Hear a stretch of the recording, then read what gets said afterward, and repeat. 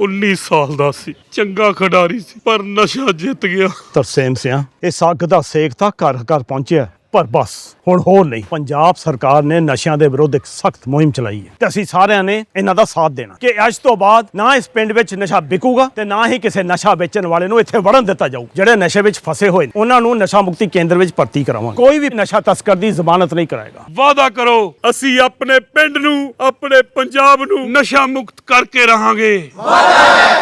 बिहार विधानसभा चुनाव में बीजेपी का कोई प्लान सफल नहीं होगा। बीजेपी की हर रणनीति को उसके सहयोगी ही पटरी से उतारने को तैयार हैं। बिहार में एकनाथ शिंदे प्लान लागू नहीं होगा और ये बात जेडीयू की तरफ से अब खुलकर कही जा रही है।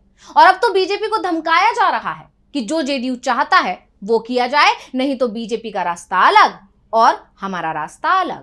और अगर जेडीयू का रास्ता अलग हुआ तो फिर बिहार चुनाव में ही एनडीए नहीं फंसेगा, बल्कि इसका असर उपराष्ट्रपति चुनाव में भी दिखेगा और एनडीए फंस जाएगा, तो मोदी सरकार भी फंस जाएगी। और यही कारण है कि जेडीयू के नेता खुलकर अब बीजेपी को धमका रहे हैं और अपने बयान पर कायम भी दिख रहे हैं। तो बीजेपी के नेताओं ने चुप्पी साध ली है। साफ है, नीतीश बीजेपी की जरूरत बन चुके हैं और जेडीयू इस बात को जानती है कि बिहार में बीजेपी का काम बिना नीतीश कुमार के तो नहीं चलेगा। जेडीयू के अंदर इस बात की चर्चा तो बहुत पहले से चल रही है कि एनडीए छोड़ देना चाहिए, लेकिन नीतीश कुमार अभी पलटी मारने को तैयार नहीं है।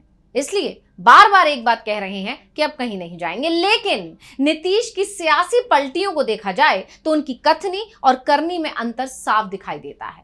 और अब जेडीयू के सांसद ने साफ कर दिया है कि बिहार विधानसभा चुनाव को लेकर हमारा बीजेपी से गठबंधन शर्तों के आधार पर ही होगा।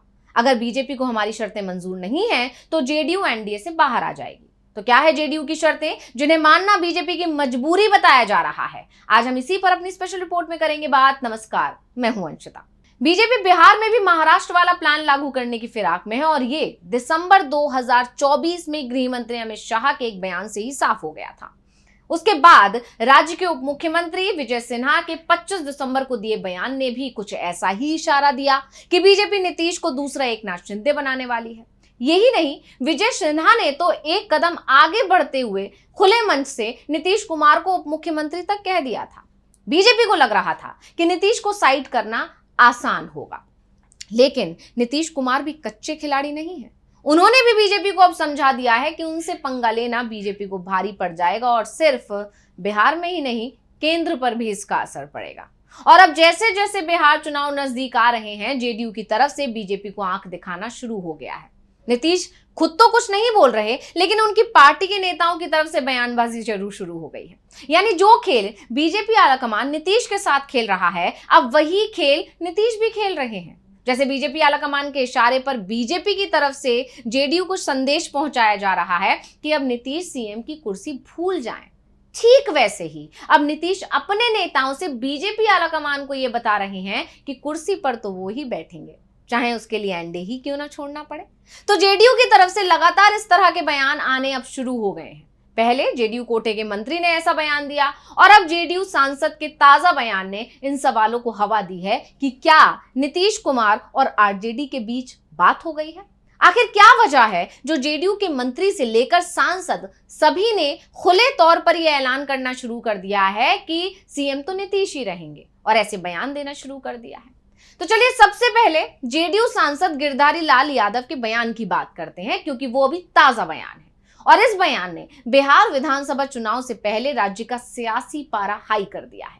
तो यादव ने साफ संकेत दे दिया है कि अगर बीजेपी ने चुनाव के बाद नीतीश कुमार को सीएम बनाने पर अड़ंगा लगाया तो जेडीयू एनडीए का साथ छोड़ने में जरा भी देरी नहीं लगाएगा।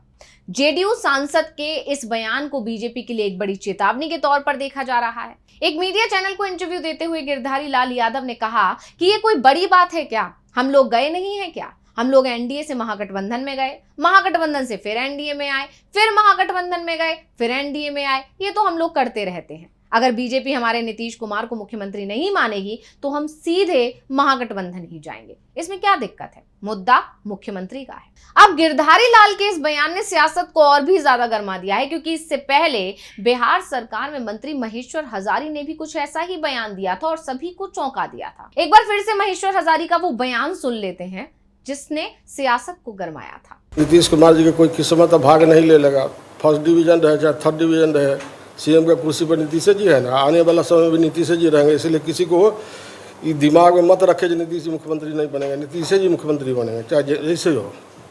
और एनडीए में सब कोई एकजुट है और सब कोई, यदि ये उच्च स्तरीय बैठक होगी तो उसमें सब कोई बात मान लेंगे और सब कोई अपने अपना जो सीट मिलेगी उस पर चुनाव लड़ने का काम करेंगे। अब जेडीयू के दो दिग्गजों की तरफ से कुछ ही दिन के अंतर से एक जैसे बयान आए हैं और इसके बाद से बिहार चुनाव से पहले राज्य का सियासी पारा हाई है। सीएम पद को लेकर एनडीए में तनातनी की खबरें भी किसी से छिपी हुई नहीं है। अब जेडीयू की तरफ से बीजेपी को अल्टीमेटम दिया जा रहा है, लेकिन लगातार आए इन बयानों ने सबसे बड़ा सवाल तो ये खड़ा किया है कि आखिर जेडीयू बीजेपी को खुलेआम धमकी कैसे दे पा रहा है। क्या आरजेडी की तरफ से एक बार फिर नीतीश को सिग्नल मिल गया है? क्या दोनों के बीच बात हो गई है?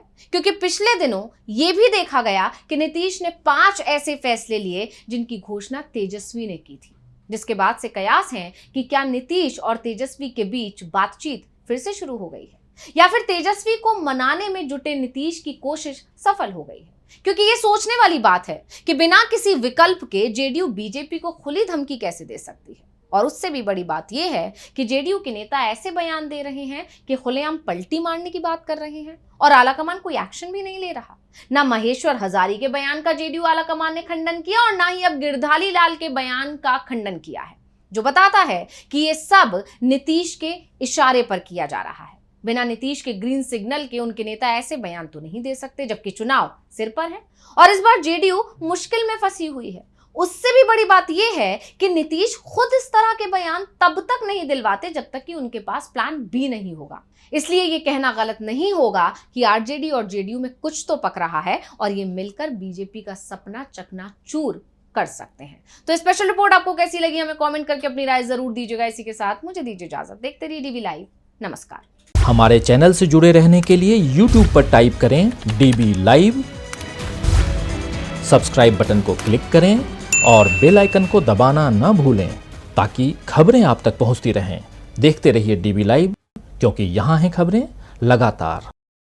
हमारे चैनल से जुड़े रहने के लिए YouTube पर टाइप करें डीबी लाइव, सब्सक्राइब बटन को क्लिक करें और बेल आइकन को दबाना न भूलें ताकि खबरें आप तक पहुंचती रहें। देखते रहिए डीबी लाइव, क्योंकि यहाँ हैं खबरें लगातार। हमारे चैनल से जुड़े रहने के लिए YouTube पर टाइप करें डीबी लाइव, सब्सक्राइब बटन को क्लिक करें और बेल आइकन को दबाना न भूलें ताकि खबरें आप तक पहुंचती रहें। देखते रहिए डीबी लाइव, क्योंकि यहाँ हैं खबरें लगातार।